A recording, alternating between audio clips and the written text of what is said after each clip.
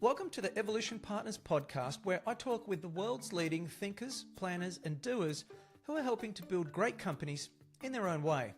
We learn how the work they're doing is creating an impact and get to know a little bit more about them and what makes them tick. This episode is brought to you by Evolution Partners, where we help leaders to confidently build enduring great companies using our proven, structured, strategic planning process that ensures you build and execute the right plan. Check us out at evolutionpartners.com.au. Also, you can check out our books, Made to Thrive, outlining how to be a great CEO, as well as Onboarded, which is about making your new hires more effective faster.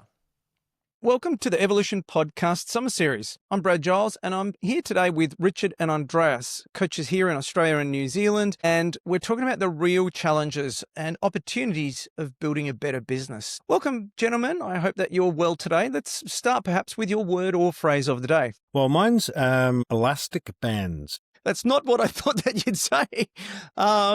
And then, do you want to expand on that, Richard? No, I'm going to see what you can do with it. Okay, sweet. Thanks. Andreas, what's your word of the day? Talking about challenges for 2026, let's see how you put this together, Brad. My word is inspired. I've been doing a lot of thinking during the break, a lot of reflection, and a couple of ideas came up. Yeah, feeling really, really inspired for this year ahead. Inspired. Okay. And I guess mine is running. I went for a run this morning. And that has nothing to do with pricing being a function or elastic bands or inspired. I guess, are you running an inspired elastic pricing function? There you go. Brilliant. Well done. That is the first time I've ever been able to stitch them together. So let's begin and talk about pricing being a function. What do we mean by that? Well, leaders often treat pricing as a reluctant ad hoc task. Many people often say we haven't changed our pricing in years, but it destroys profit, right? Pricing isn't something that you touch when the profit is gone. It should be a core business function, just like marketing or sales or operations functions. So we need to think about pricing as a function and to bring it to life through systems and cadence and review cycles and real data and discipline. Because when you get it right, pricing becomes the single biggest driver of profit throughout the entire business. We had Herman Simon on this podcast, and he explained to us that pricing has a 6 times impact more than anything else relative to the profit of a business. Richard, let's perhaps start with your initial reflections on pricing and pricing being a function.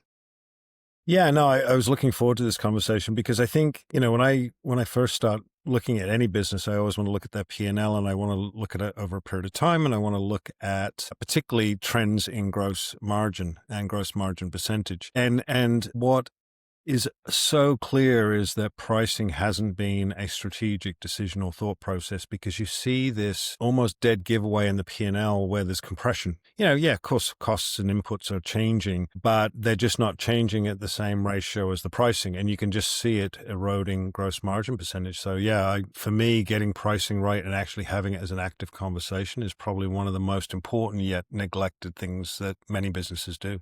Andreas, what's your thoughts? Imagine that we were to improve each of the profit levers in a company. Let's think about price, volume, direct cost, and overheads. Only by 1%. Which one will have the biggest impact on profit? That's probably the question that many owners, many leadership teams, they don't know how to answer when we actually put that on the table. Yeah.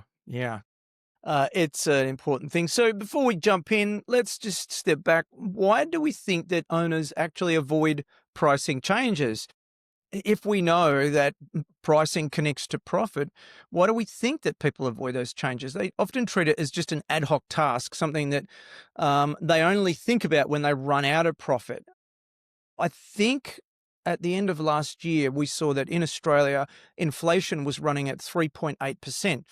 Which means if you're not increasing your prices at 3.8% per annum, theoretically only you're losing money each month as it passes. One of the core reasons that people avoid pricing changes, and one of the reasons that pricing is such an opportunity for us, is, as Herman Simon explained, price elasticity. So elasticity is, and funnily enough, it's Richard's word, elasticity is the simple measurement of how much demand actually changes when you change your price. It's the percentage change in volume divided by the percentage change in price. I'll say that bit again. It's the percentage change in volume divided by the percentage change in price. And here's the part that owners often misunderstand. Elasticity isn't the same across the business.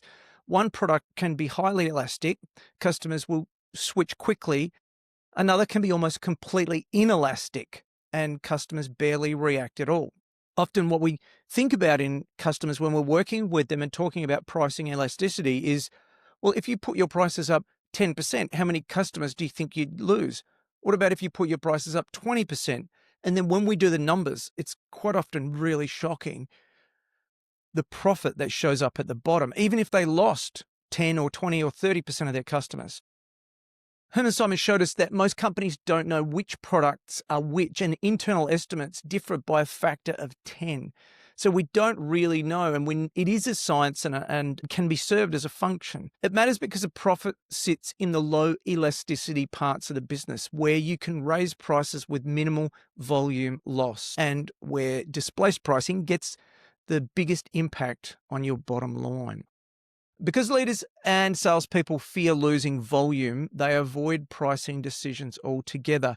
They kick it down the road and they wait too long, but then the business bleeds profit. Richard, any reflections on this?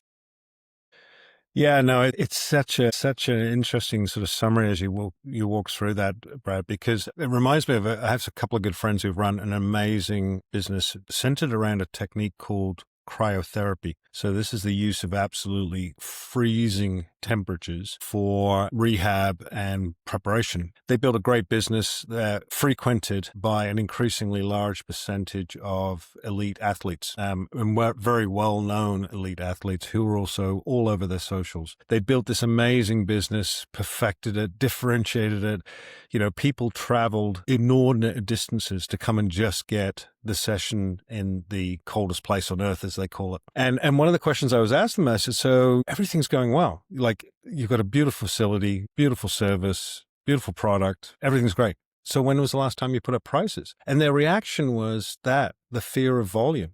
The fear of loss of volume. And the remarkable thing was that they were thinking it through. Pricing was a penalty. This idea that they were going to penalize their loyal customers. And I said, I don't think they look at it like that. They look at this as a product that they so need as part of their process and preparation, that modest but reasonable price changes are going to have absolutely no effect. Well, we went around the houses on it, and then ultimately we decided that there would be some specialty pricing for loyal customers, i.e. we wouldn't, if you will, implement full price change right away. But for anybody new coming through the door, there would be a new price regime.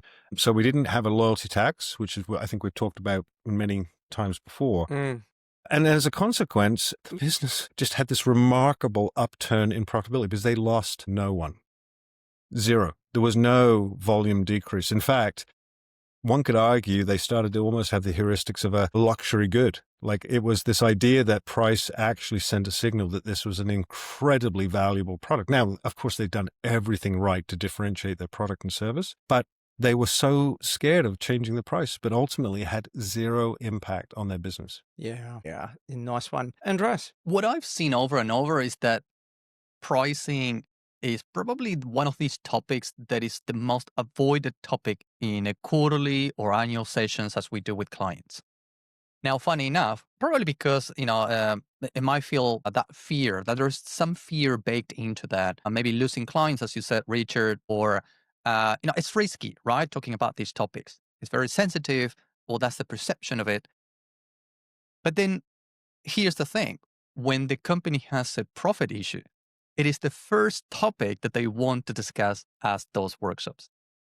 So it seems that it's the reactive trigger, perhaps, that they need to bring it into the table. So that reminds me of a services company I've been working with. So they have different services, some commodity, and some premium. But they were trading pricing with the same mindset to all services. So when we look at the numbers, we realized that we could probably look at a premium which services didn't even change in price in 3 years. And then we could actually drop some of the low margins that these guys were obsessed with. It's just because that was the way that they've always done it, right? That's probably the answer that I got. By the time that we started to decouple these things, understand the topics, put it on the table, and evaluate the different options, that's when they got it. And that is the point when the team gets the topic, because they need to discuss it over and over and over again. There's a much rich conversation on the table. And we were able to, do some good work with them that raised the profit. Absolutely. I think that, Richard, when you're talking about they're worried about losing volume, and you touched on that as well, Andreas, I think that that's a key, right? People think if we lose volume, we're going backwards, and we do not want to go backwards because everything is about growth, right? And it really brings me back to thinking about bigger isn't better, better is better. And what we want is a business that is profitable. In the book, we talk about the 15, 15, 15, that you should be able to achieve 15% revenue growth, greater than, less than 15% employee attrition, and greater than 15% profit on an ongoing, consistent basis year after year after year. That's really something to aim for.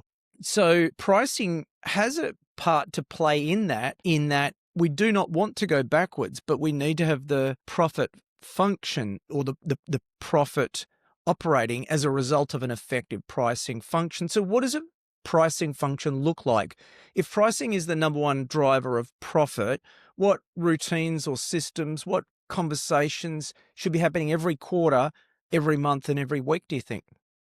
Richard?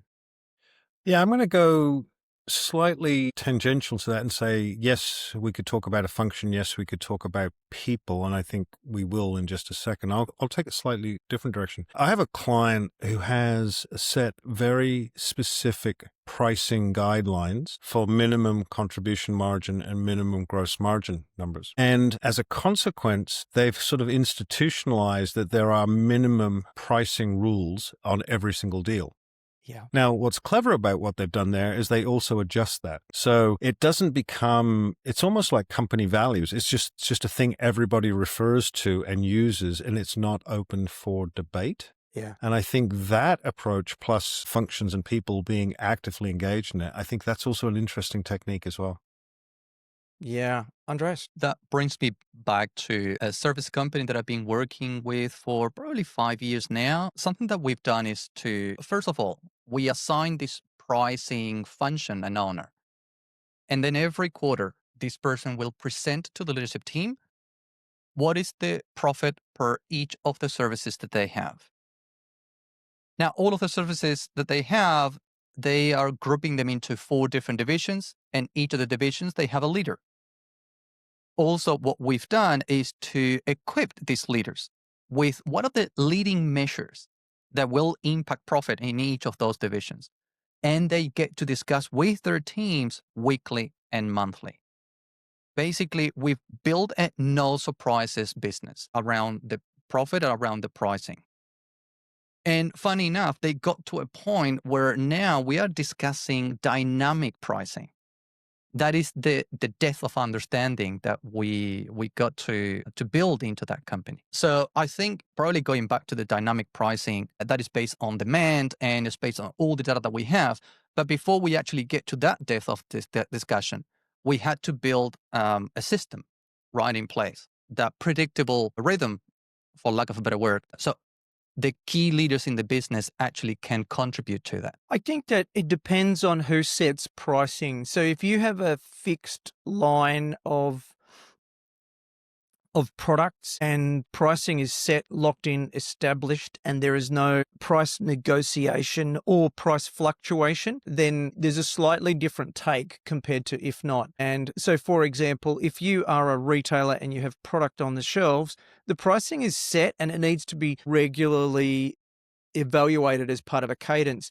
But if you have custom products or services or often sell B2B, what you can find is that sometimes salespeople may have the opportunity to discount and or to set up pricing relative to something. And that's a really dangerous measure. In that latter instance, what I would often do is I would say, what is the gross profit of the company? And let's say it's 40%. Then we would say that a pricing quotation has 40%, the company GP, as the quotes GP, plus 5% is the green zone. Minus 5% off that 40% is orange and needs to get signed off by their manager. And then more than 5% lower than that needs to get signed off by the CEO. Anything above 5% is super green. So if it was more than 45% GP, and we would be certainly rewarding and acknowledging that. That's just a simple way that we can build in a really easy system. And then every single quote that we go through, if it's that type of business, can be acknowledged to be a certain color. And, what gets measured gets managed. I think that no matter the type of business is how many products, what type of products, and how regularly. It's the elasticity and the cadence. And again, that elasticity matters because the profit can pull in some of the areas of products that we don't necessarily know.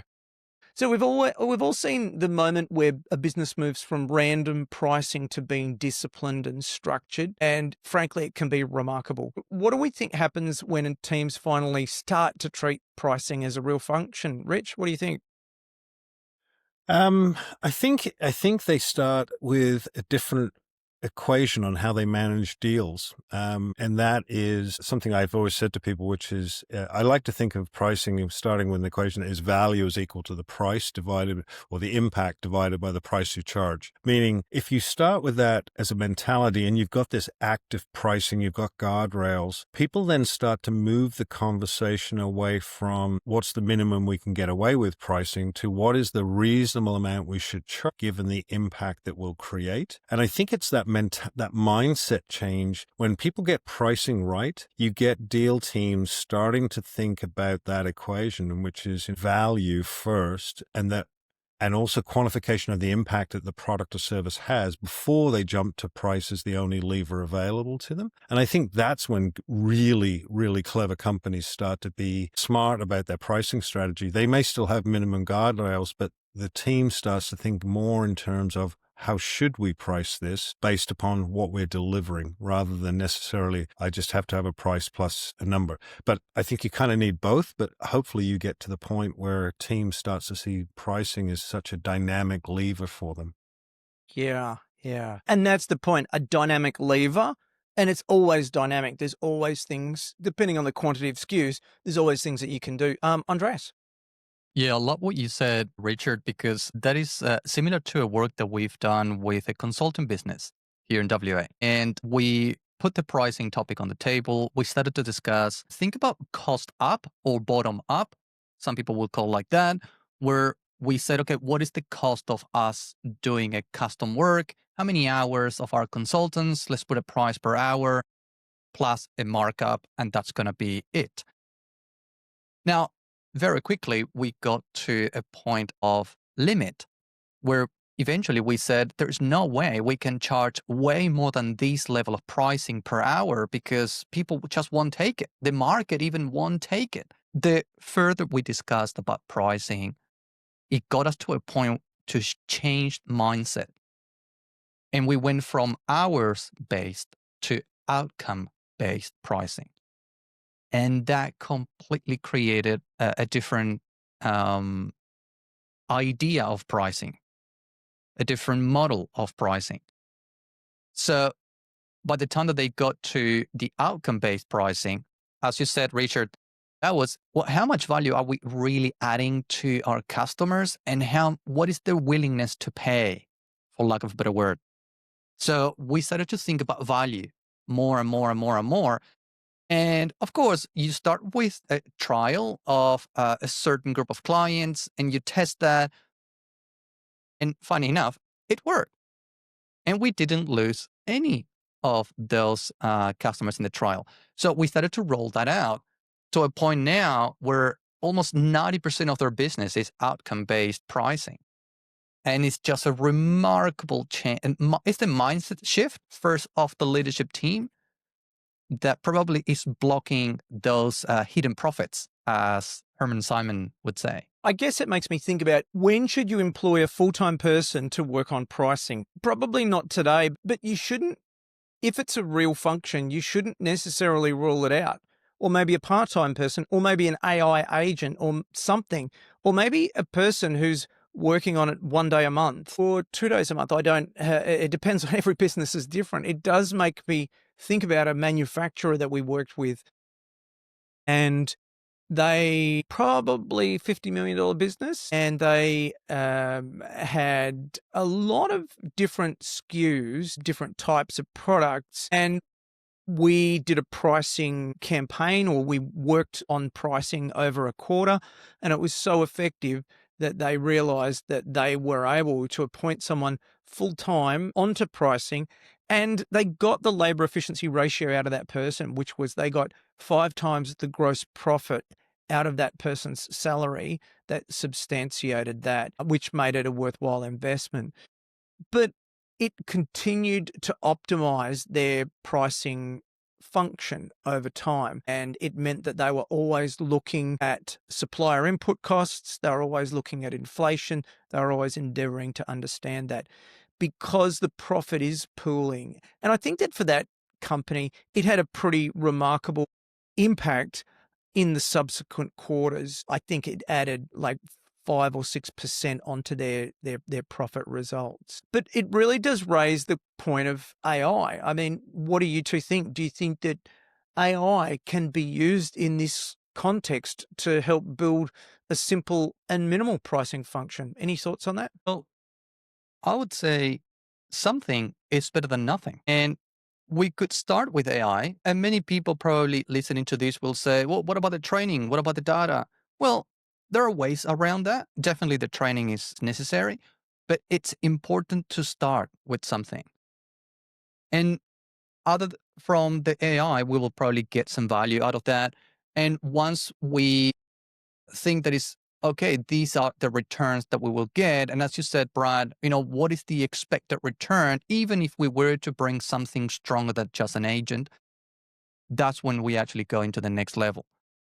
But just bring one thing, which is better than nothing. Well, I think, whether it's AI or a person, what we're actually just saying is have somebody on this, right? And I think that's the point of the conversation, is that too often you see what I call lazy pricing. Oh, we've got CPI clauses. I worked at a tech business, and their way of pricing in a lot of cases was, well, we've just built it into the CPI clauses. But then they would haggle and fight with the client and customer all the way through the contract about, what was the right number and was that reasonable? And it's this reactive approach that I think we just need to react. So whether you use an AI agent to do deep research on pricing strategies, pricing levers, you use a person, you make somebody fully responsible in their scorecard for it. I think what we're trying to encourage is this is as active a topic of conversation as marketing, should we have another salesperson, as what should we be doing on the cost of these inputs from the supplier? Like, we just got to treat it as a strategic opportunity. And I think whether you use technology or a person or both, the presence of it is the important part. So the presence of somebody actually caring about this. And I think that what we're really encouraging is, don't simply say, let's put prices up 5% or 6% or whatever percent. What we're saying is, analyze your different products and services and think, where is the elasticity? Where is the opportunities? And again, Herman Simon is the world expert in pricing. We encourage you to look into the work that he's done there. So what do these stories and practices actually have in common?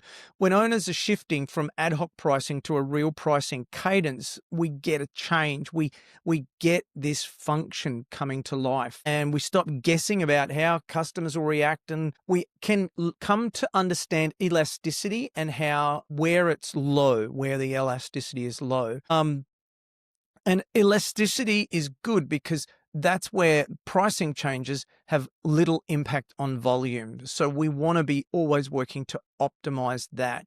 And it is an ongoing job to be done in a business. We need to always consistently manage pricing. So for a business owner listening right now, what should they do to act on this issue? What are your thoughts, Richard? Well, I think just very simply adopt a mindset that you're not afraid to change the pricing because you understand very clearly the value that you deliver. I also do think we've talked a lot about putting somebody in place or a function or a tool in place, but I think the other part is let's evaluate what actually happened. Let's demystify those urban legends, right? So, and if we do see challenges from a pricing change, we've learned something.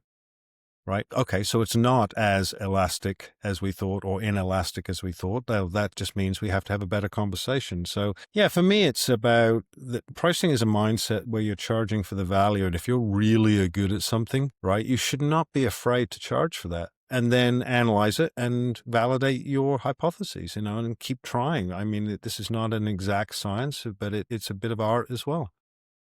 Awesome. Andres?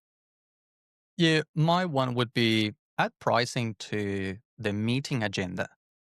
Specifically, what will 1% improve in pricing impact profit? And if you want to add the second question would be, well, then how many 1% can we actually bring up before we actually get some volume churn or customers churn? Yeah. A lot of people think about the 10%, the 20%, those rounded numbers, but it might be a 3.5 or a 3.8, just matching inflation. It doesn't have to be a rounded number. The more we understand the impact that price has on profit, the better conversations we will have. Definitely better recommendations will come up. I guess for me, it's build a system. This is a system. And if you don't have a system, it's costing you massively by way of profit and cash to be able to reinvest into the business and make it stronger. So think about it as a system and build that system. Make sure that there's a functional owner. Make sure that the profit system is working. All right. So let's close it off by offering one takeaway each for leaders on this topic. Rich, what's your takeaway? Charge for value. That's it. Charge for value. Love it. Andreas? Today is point easy, meaning that the more we delay the conversation, the harder it gets until eventually becomes an urgency, which we don't want to get to that point. Awesome. Well, that brings us to the end. I guess what's my one takeaway? Pricing is a function. It's the title of the episode, but not treating it that way. It's probably one of the most expensive functions to ignore. So thanks for listening to this week's episode of the summer series on the Evolution Partners podcast. My name is Brad Giles, and you can learn more about us at our website, evolutionpartners.com.au. Also, our books, Made to Thrive, How to Be a Great CEO, and Onboarded, how to bring your new hires to the point where they're more effective faster. And finally, bigger isn't better, better is better. Avoiding the pressure for endless growth to build a better business and life. I hope you've enjoyed today's episode about pricing being a function, and we look forward to spending time with you next week. Thank you. Well, I hope you enjoyed the episode as much as I did. If you'd be kind enough to leave a review for the podcast, that'd be really helpful to other like-minded entrepreneurs, and then we can grow our community. If you want to find out more about our guests, head over to evolutionpartners.com.au/podcast, where you can find show notes and other additional reading. Hope to see you back next week. Until then, keep thriving.